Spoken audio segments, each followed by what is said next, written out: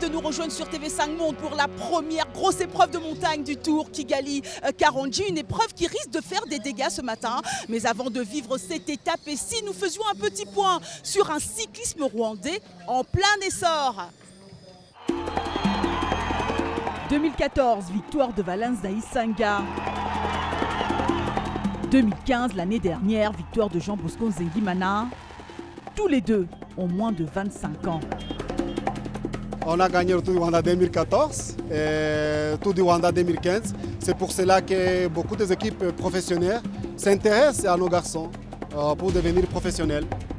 Cette année, dans ce Tour 2016, le Rwanda aligne 3 équipes, 2 équipes régionales, une équipe nationale. Mais la grande particularité, c'est que 3 Rwandais évoluent dans des équipes professionnelles. Depuis 10 ans, ou moins de 10 ans, on a quand même fait des progrès remarquables. On est allé sur des compétitions continentales, des compétitions mondiales. On a remporté plusieurs médailles. En créant, il y a 2 ans, un centre d'entraînement et de formation à vocation internationale, la vision du cyclisme rwandais est claire, être parmi les meilleurs. On a encore du chemin à parcourir, mais je me dis que quand même le pas qu'on a franchi aujourd'hui, qui nous classe parmi les 5 premiers en Afrique, est un pas de géant.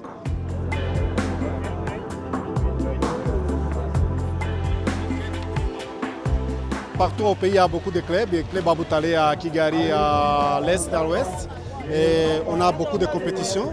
Chaque mois, on a une compétition. On a aussi ce qu'on appelle Rwanda Cycling Cup, qui fait qu'on a toute l'année des compétitions qui donnent des points. Surtout, il y a beaucoup de gens au Rwanda qui aiment le cyclisme.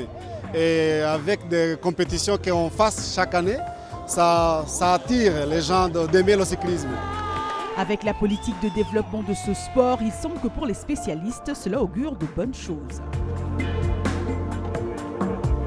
Je pense qu'il suit le même chemin que les Érythréens ont suivi ces quelques années passées. Et maintenant, on trouve des Érythréens au départ du Tour de France. Donc j'espère que dans un futur très proche, il y aura un coureur rwandais au départ du Tour.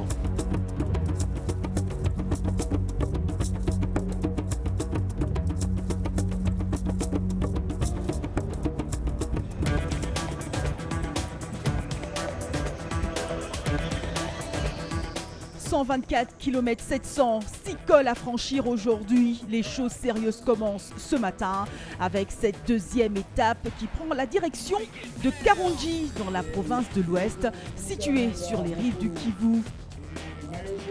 Et c'est au départ de Kigali que les coureurs sont d'entrée portés par l'effervescence des nombreux Rwandais sur le bord des routes. Ils sont des centaines de milliers qui acclament le peloton.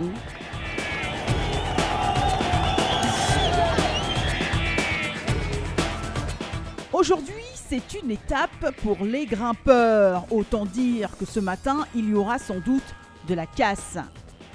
Et justement derrière, ça coince déjà pour le premier maillot jaune, Rug.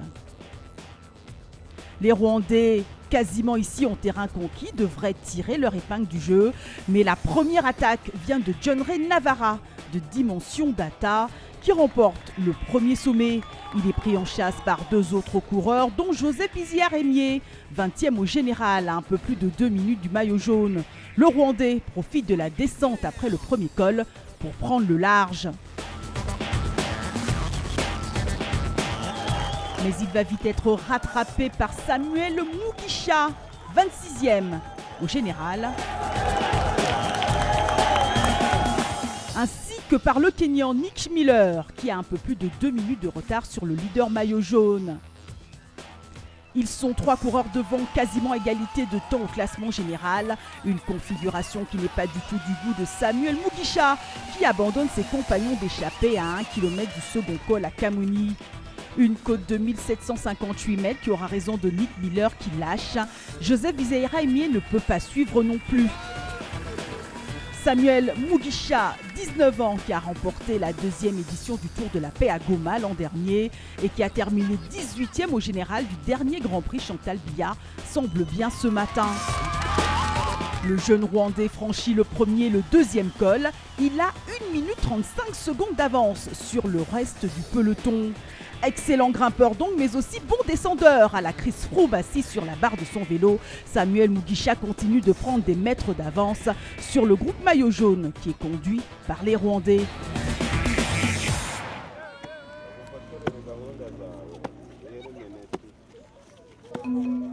Le peloton est désormais à 1 minute 46 secondes de l'échappée, mais pas encore de véritable danger pour Joseph Areruya qui est bien calé dans le peloton. Tandis que derrière, dans les montées, grosse misère pour le vainqueur de l'étape d'hier, Guillaume Boivin souffre.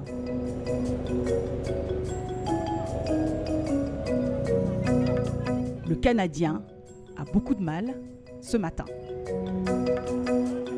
Et devant déjà 40 km que Samuel Mugisha est en échappée solitaire. Après le deuxième, puis le troisième col, il arrive seul en tête au 4e sommet.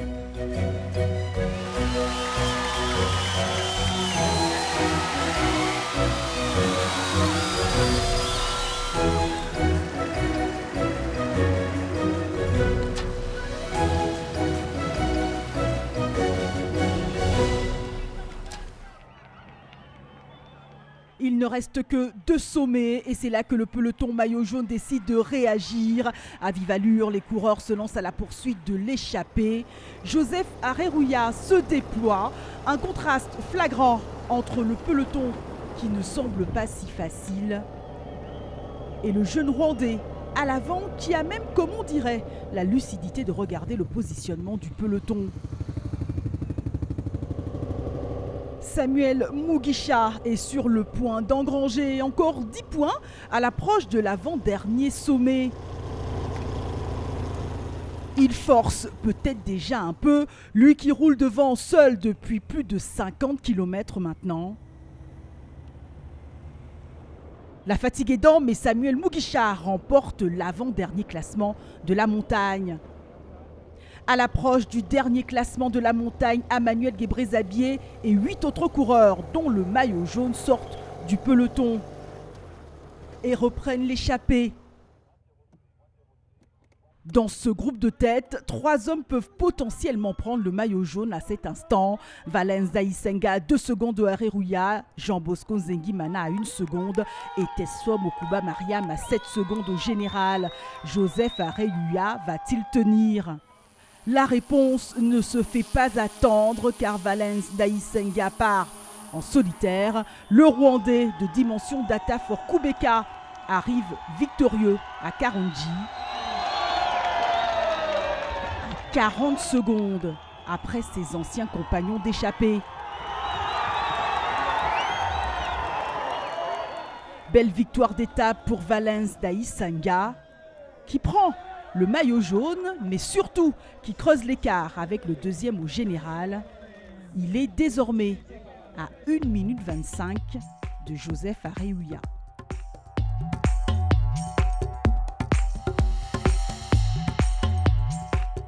Une première grosse épreuve de montagne qui aura fait bien des dégâts. La suite des aventures du Tour, c'est bien évidemment sur tv5monde.com, mais également sur les réseaux sociaux. À demain, salut.